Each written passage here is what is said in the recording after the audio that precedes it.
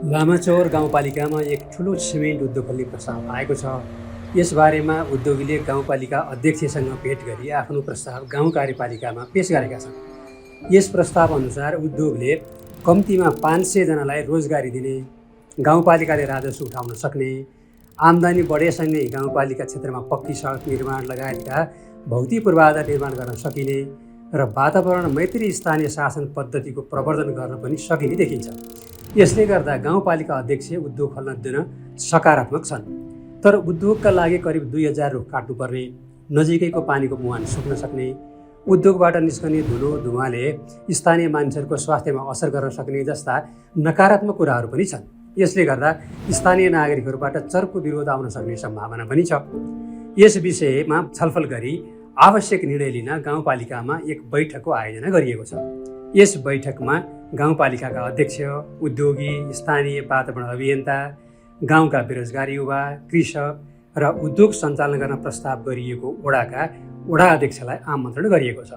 हेरौँ यस बैठकबाट अध्यक्षले कस्तो निर्णय गराउनुहुन्छ। नमस्ते, म यस गाउँपालिकाको अध्यक्ष। यस बैठकमा उपस्थित सबैलाई स्वागत गर्छु। हाम्रो गाउँपालिकाको वडा नम्बर 7 मा एक ठुलो सिमेन्ट उद्योग खोल्ने प्रस्ताव आएको छ। यस विषयमा के गर्ने होला भनी छलफल गर्न यहाँहरूलाई आमन्त्रण गरिएको हो।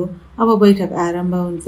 सबै सहभागीले पालैपालो सभ्य भाषामा आफ्नो विचार राखिदिनु होला। अध्यक्षज्यू, म वातावरण अभियन्ता। यो उद्योगको लागि 2000 भन्दा बढी रुख काट्नुपर्ने भन्ने मैले सुनेको छु। यस्तो काम कदापि गर्नु हुँदैन। यसले हाम्रो वातावरण बिगार्छ, हाम्रो गाउँ, हाम्रो ठाउँ मरुभूमि जस्तो बन्छ, हाम्रो पर्यावरणमा प्रभाव पार्छ। म यो उद्योग खोल्ने कुराको पूर्णतः रूपमा विपक्षमा छु। यसले पानीको मूलहरू सुक्न सक्छ, पहिरो जान सक्छ, भुइँक्षय हुन सक्छ, अनि उद्योगबाट निस्कने धुलो धुवाले स्थानीय मानिसहरूको स्वास्थ्य पनि बिग्रन्छ। खेतीयोग्य जमिन खेर जान्छ। उद्योग खोलेर गाउँपालिकाले के विनाश गर्न खोजेको हो? उद्योग खोल्ने कुरा गर्दै नगरौँ। उद्योग सञ्चालन गर्न दिँदा हाम्रो वन, वातावरण र कृषिमा केही असर गर्छ होला। यसले हाम्रो अहिलेको जीविकोपार्जनमा पनि केही असर पर्छ होला। तर यस उद्योगले धेरै मानिसहरूलाई रोजगारी दिने राम्रो कुरा हो। आफ्नै गाउँमा रोजगारी पाएमा वैदेशिक रोजगारीमा जाने सङ्ख्या पनि घट्छ। साथै यहाँ स्वरोजगार हुने सम्भावना पनि हुन्छ। यो त राम्रो कुरा भयो। हामी किसानहरू मर्कामा छौँ। अचेल समयमा पानी पर्दैन, पानीको मुहान सुक्दै गएको छ, बाढी पहिरो गइरहन्छ, हाम्रो खेतीबारी बिग्रिएको छ, अनेक किसिमका किरा तथा रोगका कारण उब्जनी घटेको छ। यस्तो अवस्थामा उद्योग खोल्न दिने हो भने हाम्रो खेती गर्ने जमिन पनि सकिने भो। हामीले के खाने? पानीको मुहान सुक्यो भने पानी लिन कहाँ जाने? यो त हुँदैन अध्यक्षज्यू। हामी उद्योग खोल्ने कुरामा सहमत छैनौँ। म वडा अध्यक्ष, यहाँ सबैको चासो चिन्ताको विषय रहेको देखियो। खास गरी वातावरण बिग्रने, खेतीयोग्य जमिन मासिने, उद्योगले प्रदूषण बढाउने, उब्जनी कम हुने, स्वास्थ्यमा समस्या हुने जस्ता विषय आए। साथै उद्योगबाट रोजगारी पाइने कुरा पनि आएका छन्। अनि हाम्रो क्षेत्रमा पूर्वाधार विकास हुने सम्भावना पनि रह्यो। यसो हुँदाखेरि मेरो विचारमा सबैको चासो र चिन्तालाई सम्बोधन गरी उद्योग खोल्न दिनु नै राम्रो हुन्छ भन्ने लाग्यो। हामी वातावरणैत्री स्थानीय शासनको कुरा गर्छौँ, जलवायु उत्थानशील कृषिको कुरा गर्छौँ, वन जङ्गल जोगाउने कुरा गर्छौँ, अनि यहाँ चाहिँ फेरि उद्योग खोल्ने, रुख काट्ने, धुवा धुलो बढाउने कुरा गर्छौँ। यो कुरा कसरी मिल्यो? हो, यस विषयमा राम्रो छलफल र अध्ययन आवश्यक पर्छ। हतारमा निर्णय नगरौँ। म त भन्छु यो वातावरण बिगार्ने कुरा पटक्कै गर्दै नगरौँ। यहाँ उद्योग सञ्चालन गर्ने हो भने हामी जो यहाँका बासिन्दाहरू हो सबैको उठीवास हुन्छ। जङ्गली जनावर, चराचुरुङ्गी र अन्य जलचरहरूको अवस्था पनि के हुन्छ एकपटक सोचौँ त अध्यक्षज्यू।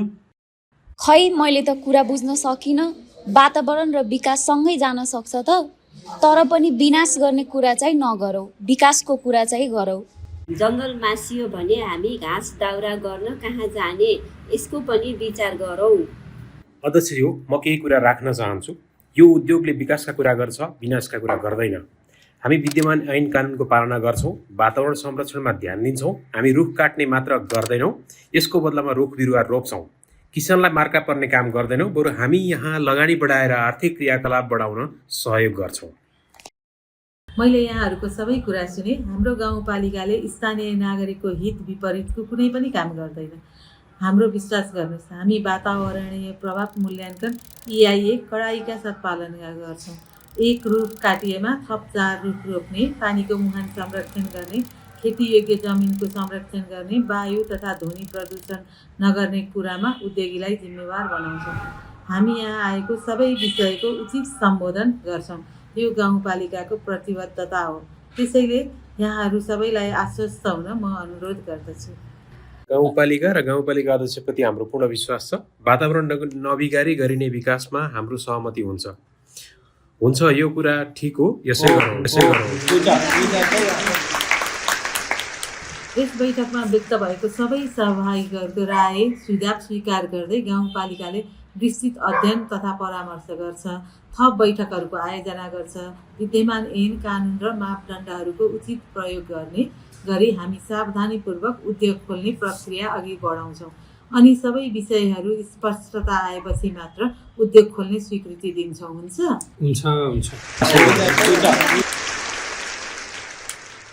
ल त यहाँहरू सबैलाई धन्यवाद। आजको बैठक यहीँ सम्पन्न हुन्छ।